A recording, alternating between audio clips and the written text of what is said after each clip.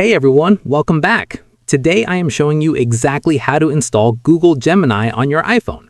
While you used to have to dig through the standard Google app to find it, in 2026 we finally have a dedicated home for Gemini on iOS. So let's get right into it. First, you need to head over to the App Store. Search for Google Gemini and look for the official app developed by Google LLC.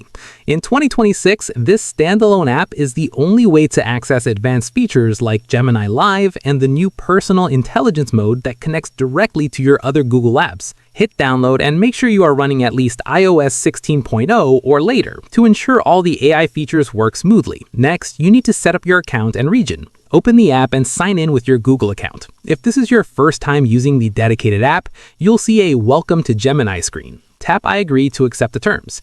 If you don't see the app in your store, it might still be rolling out in your specific country. But as of March 2026, it is available in most major regions, including the US, UK, and most of Europe and Asia. Then you should customize your assistant's voice and shortcuts.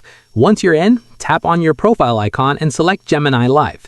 You can choose from 10 different celestial voices like Orion or Lyra to find the one that sounds best to you. A pro tip for 2026 is to add the Gemini widget to your iPhone's lock screen or home screen.